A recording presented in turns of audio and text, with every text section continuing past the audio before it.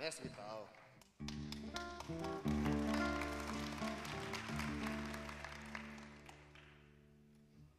Peço a atenção dos senhores para a história que eu vou contar. Falo de Severininho, lavrador tão popular, que morava numa palhoça e cultivava uma roça perto de Itaperuá. Na década de 70, acho que 75 foi a conclusão da barragem. Quando ela foi construída foi dentro do contexto da ditadura militar. E nesse tempo, aqui a nossa região não tinha entidades organizadas como se tem hoje. Então foi uma grande catástrofe, para a fauna e também para a flora e para as pessoas. Aqui mais ou menos 72 mil pessoas foram relocadas, foram expulsas para diversos lugares, porque a empresa chegava e dizia que isso aqui seria a redenção para o próprio pessoal do lugar e também para o Nordeste e também para o país. Então, infelizmente, naquele tempo não tinha em que as pessoas pudessem orientar. Claro, acreditava muito mais nas empresas do que alguma outra pessoa que viesse a querer orientar. E nesse tempo, a única voz que se levantou foi a voz da igreja, que com o bispo Dom José Rodrigues.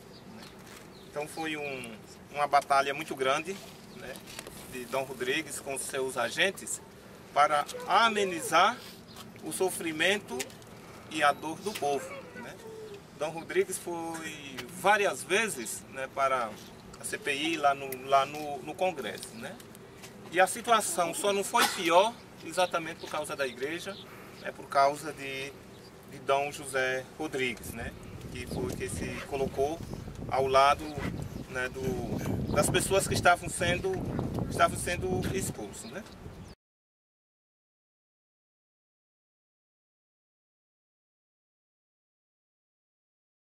Então, o que caracterizava isso? Na Vila São Joaquim, lá ficava os trabalhadores, quer dizer, os braçais.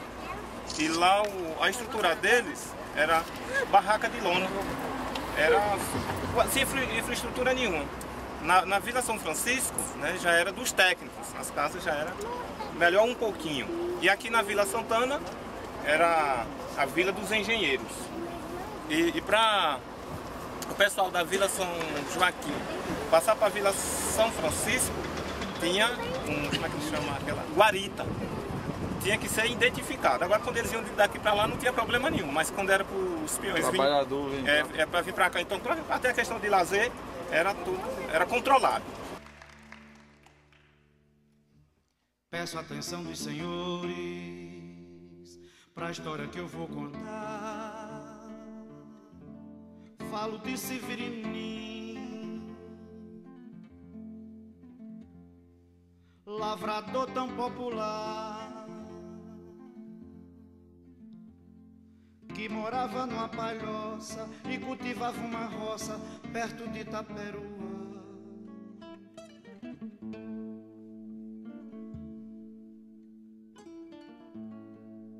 E Severininho todo dia lavrava a terra macia, e terra lavrada é poesia.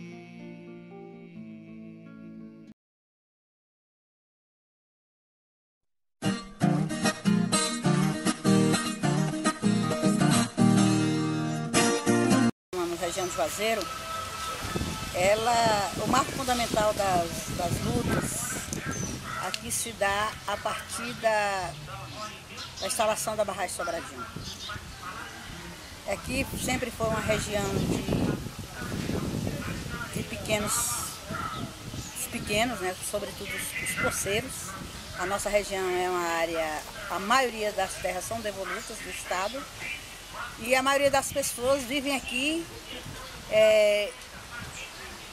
uns descendentes de indígenas, que com a colonização todas as tribos indígenas foram exterminadas, e outros descendentes de africanos. A maioria das comunidades da beira do Rio São Francisco são descendentes de africanos, são as comunidades quilombolas, grande parte delas. Então aqui se dá essa mistura, né, do índio com o negro, né, o camponês aqui de nossa região é basicamente esse povo. E até a barragem de Sobradinho, essas comunidades viviam, na sua maioria, de plantio, de subsistência, nos lameiros do Rio São Francisco, nas vazantes do rio. O povo já tinha todo um conhecimento, né, dessa realidade, da vida do rio, quando é que enchia, quando é que secava. Então tinha toda uma convivência harmoniosa com o Rio São Francisco. O quadro geral no estado, os números oficiais apontam para 32 municípios onde se encontra essa realidade, né? E mais de 400 comunidades que vivem dessa forma. E segundo esses dados... Identificadas, né? São dados oficiais, aquilo que aparece, né, que já se reconheceram. E que chega a mais de 100 mil pessoas vivendo dessa forma.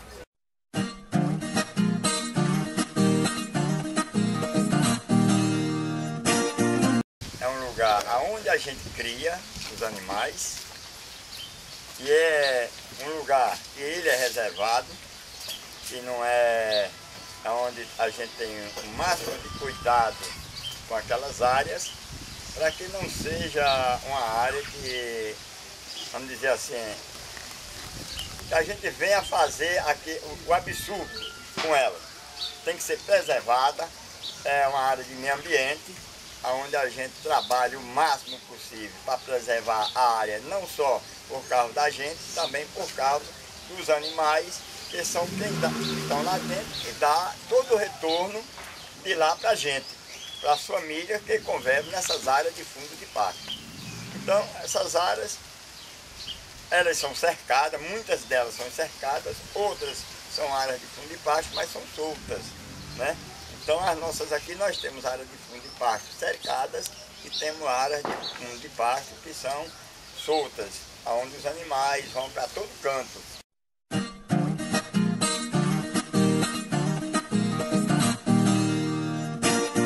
A gente acostuma morar no mato, como bem eu sempre morei no mato. Eu tenho uma casa aqui, uma casinha aqui, tem uns meninos meus só querem ficar mais aqui. Mas eu me acostumei no mato, eu me sinto tão bem morar lá, a gente fica à vontade, lá não tem zoada, é calmo, bem sossegado. E por aí eu me dou bem mesmo morar no mato.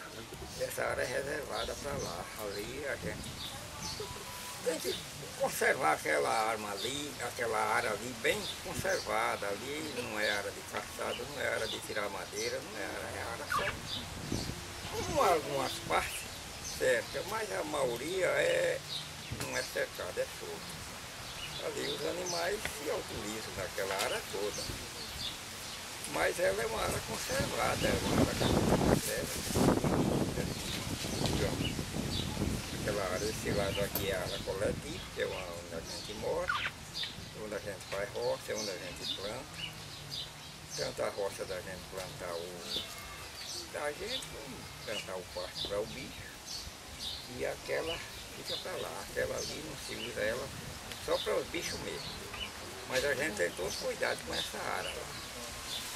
Às vezes é comum, e mais delas umas é cercada e outras não é cercada, mas é variantada, variante pela área, não sabe qual é a área ali.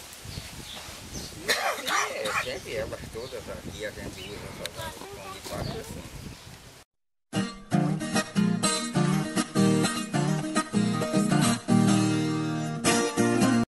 O que vem atrapalhar muito são esses pontos da gente não ter, como se diz, a segurança.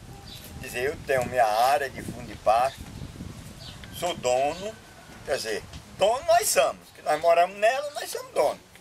Mas tem alguém por detrás querendo ser o dono delas. Na realidade, os fundos de pasto, né, eles têm uma grande demanda para ser debatida, né?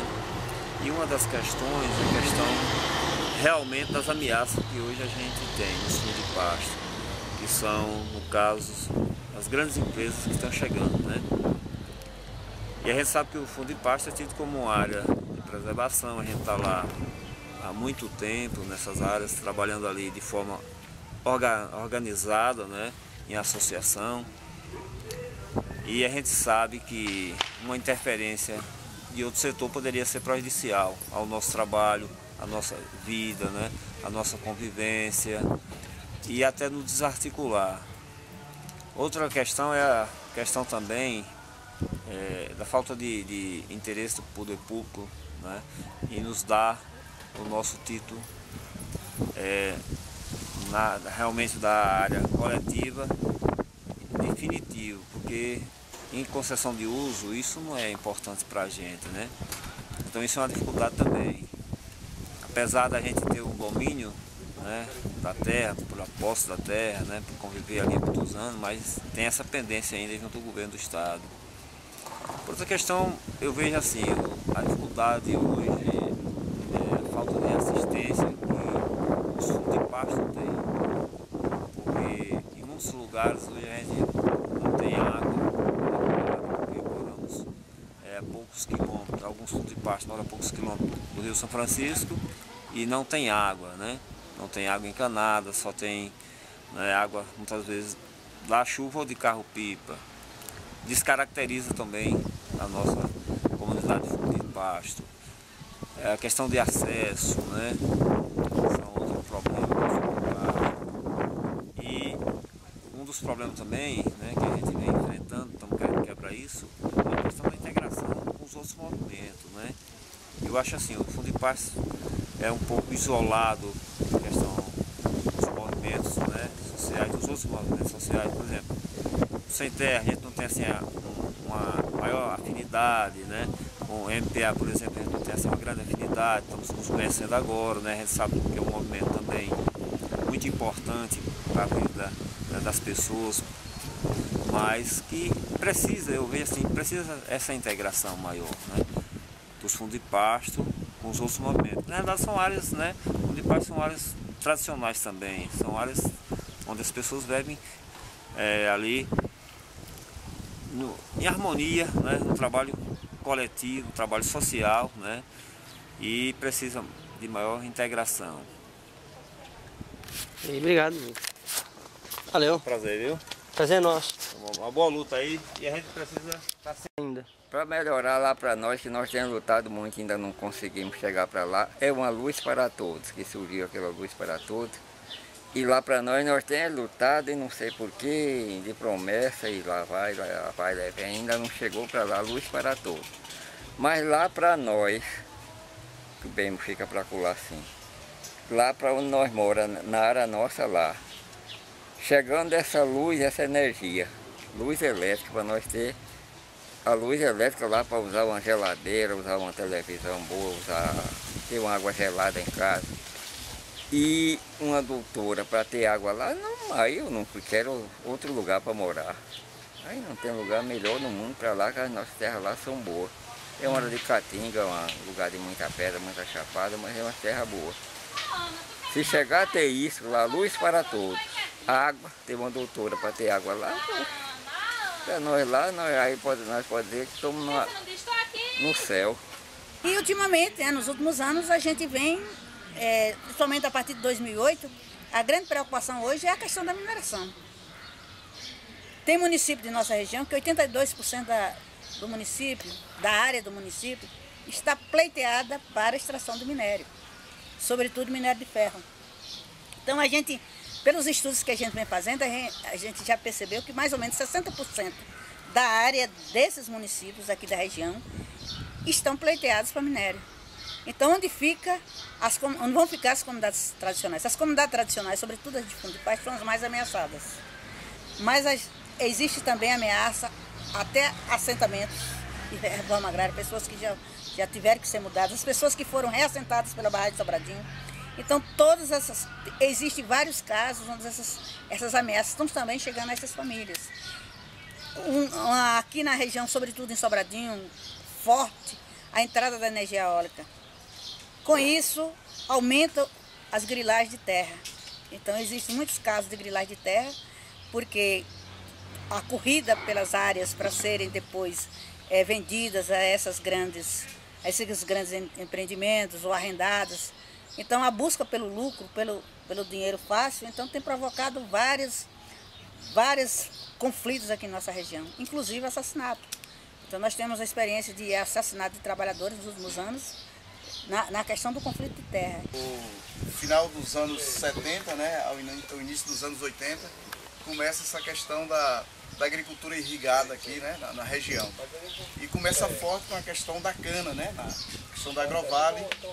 Depois vem os pequenos colonos, não vou dizer relocados, ou assentados, ou reassentados, mas deslocados, né, por conta dos grandes projetos, né, que sempre ameaçam, né, as pessoas, né? Então, uma barragem na construção dela tem impacto, né, muito grande na vida dos trabalhadores, né, e da sociedade, né, no entorno, né.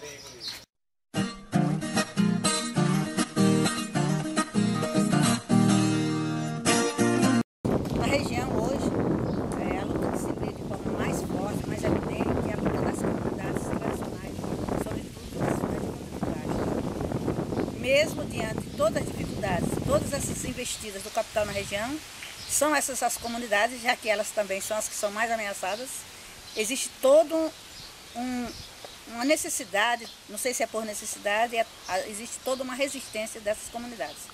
O que a gente sente ainda é uma falta de uma articulação maior, não só das áreas de fundo de paz, mas de todas as comunidades camponesas, para que formem um grande movimento nessa região e assim possa peitar esse capital que quer entrar e que vem entrando aos poucos de forma muito forte aqui nessa região. Tanto espaço de áreas que a gente tem, são pequenos também. Os espaços que nós temos são pequenos para a quantidade de famílias hoje, e a maior parte são essas coisas que a gente está vendo aí, que a gente não tem mais condições.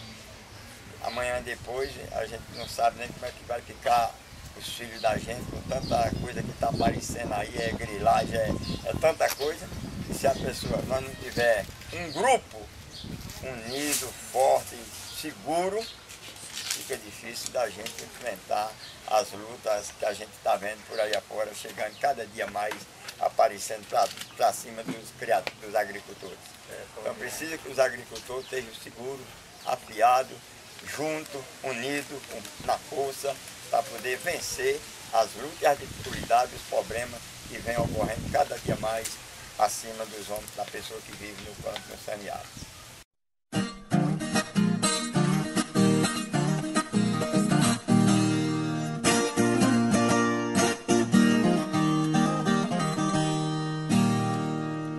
Um tanto obeso e até meio